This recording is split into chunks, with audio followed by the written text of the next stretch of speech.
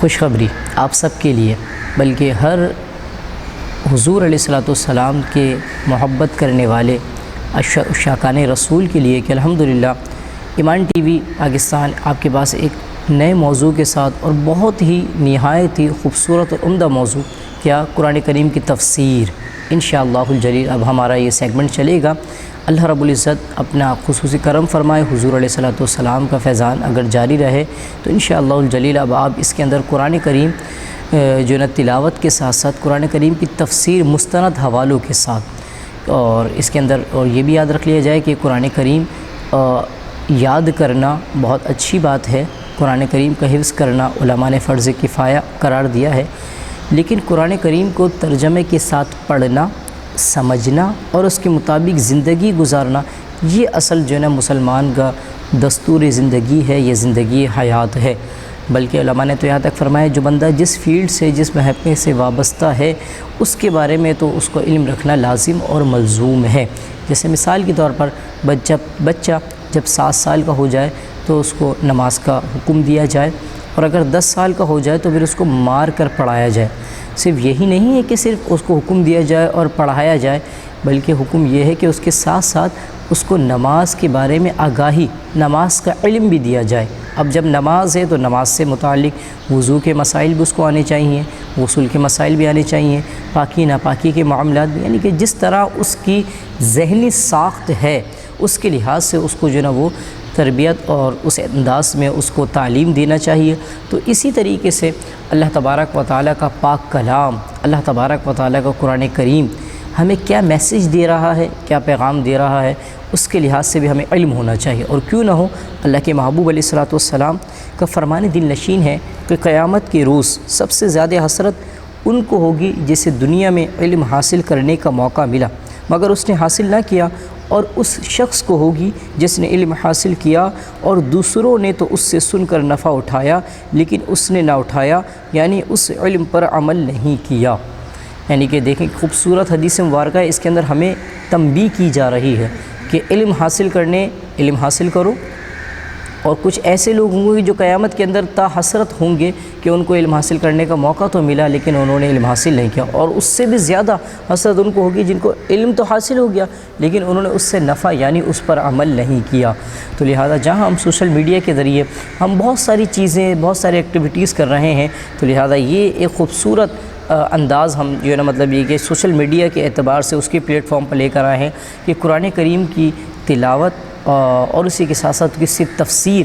جامع معنی جو تفاسیر ہے ان کے اعتبار سے ہم نے جو اس میں جو نا تفسیر کا انتخاب کیا ہے وہ تفسیر صراط الجنان، بڑی معتبر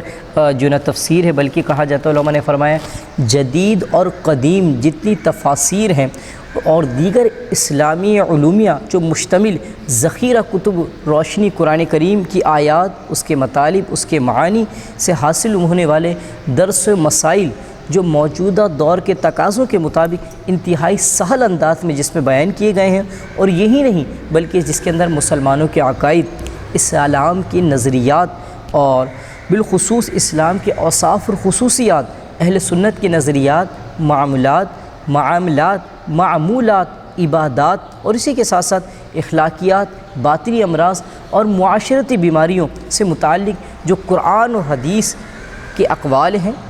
جو صحابہ کرام علیہ مردوان، تابعین، دیگر بزرگان دین کے اقوال ہیں، ان کی روشنی میں ایک جامع معنی تفسیر جو 2 قرآن کریم کے بڑے بزرگوں کے ترجمے کے ساتھ ہمارے سامنے حاضر ہوئی ہے، جس کے اندر معروف ترجمہ بالکل جانی مانی شخصیت الحمدللہ اہل سنت کی شان بان آن ترجمہ کنز الایمان، جی بالکل، جی ہاں، اس کے اندر یہ تفسیر صراط الجنان کے اندر ترجمہ کنز الایمان کو سر فہرست رکھا گیا ہے آیت مبارکہ کے ترجمے کے ساتھ۔ اس کے بعد ایک اور ترجمہ آپ ہی کے خلیفہ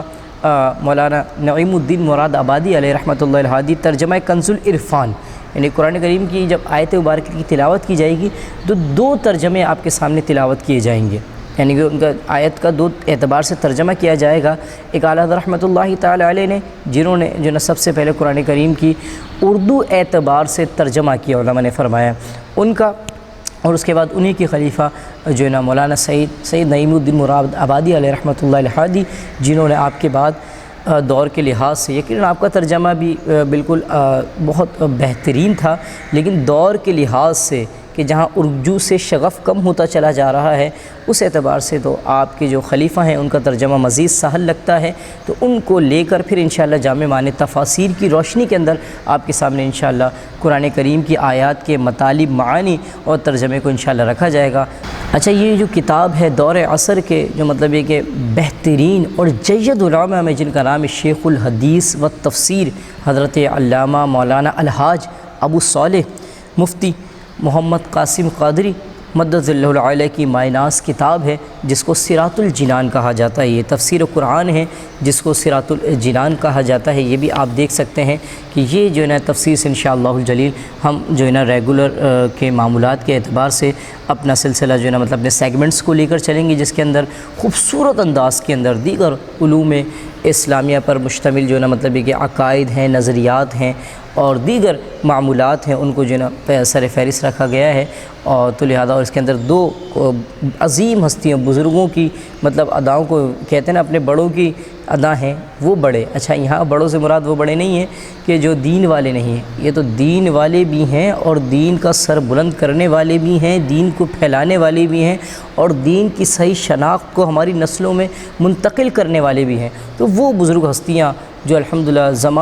زمانہ جن کے جو ہے نا مطلب یہ کہ قدموں میں ہوتا تھا، انہوں نے جو قرآن کریم کا ترجمہ کیا ہے، اس میں جب آیت مبارکہ کی تلاوت کیجیے گا، پہلے ان دو بزرگ ہستیوں کا ترجمہ کنز الایمان کر کے سیدی اعلیٰ حضرت رحمۃ اللہ تعالی علیہ، ترجمہ کنز العرفان کر کے مولانا نعیم الدین مراد آبادی علیہ رحمۃ اللہ القوی، ان دونوں کے ترجمے کے بعد پھر انشاءاللہ شیخ الحدیث و تفسیر حضرت علامہ مولانا ابو صالح مفتی قاسم دامت برکاتہم العالیہ کی جو تفسیر ہے، جو آپ نے دیگر تفاسیر کی روشنی میں، اور آپ کو پتہ ہے ناظرین کہ آپ دامت فیوزم نے کتنی تفاسیر کا تقریباً اس کے اندر نچوڑ یہاں رکھا ہے۔ اگر میں آپ کو مختصراً اگر اس میں بتانا چاہوں کہ آپ نے کن تو آپ جامع البیان فی تعویل القرآن، بحر العلوم، تفسیر القرآن عظیم، تعویلات اہل السنہ، النکت والعیون، الوجیز فی تفسیر کتاب العزیز، احکام القرآن، معالم التنزیل فی تفسیر القرآن، زاد المسیر فی علم التفسیر، التفسیر الکبیر، الجامع لاحکام القرآن، یعنی کہ اگر میں آپ کے سامنے بھی رکھنا چاہوں تو اس کو بھی آپ دیکھ سکتے ہیں کہ جو دیگر ہمارے بزرگوں کی جو تفاسیر مطلب یہ کہ وہ آئی ہیں، تو مطلب جو مفتی صاحب ہیں ان کا کتنا عظیم مطالعہ ہوگا کہ انہوں نے باقاعدہ ان بزرگ جو پہلے جنہوں نے تفاسیر اس کی لکھی ہیں، تو ان کا یقیناً ان کو علم ہوگا۔ اس کے بعد پھر اس جو ہے نا مطلب دور کے لحاظ سے اس کو سہل کر کے آسان کر یہ مائناس تفسیر صراط الجنان ہم جیسے لوگوں کو دی ہے، تاکہ ہم بآسانی اپنی زندگی کے معاملات کو جو ہے نا اس کے ذریعے حل کر سکیں۔ اللہ کریم سے دعا کیجیے اللہ کریم ہمیں حق بیان کرنے، حق سننے، حق کے مطابق زندگی بسر کرنے کی توفیق عطا فرمائے، آمین۔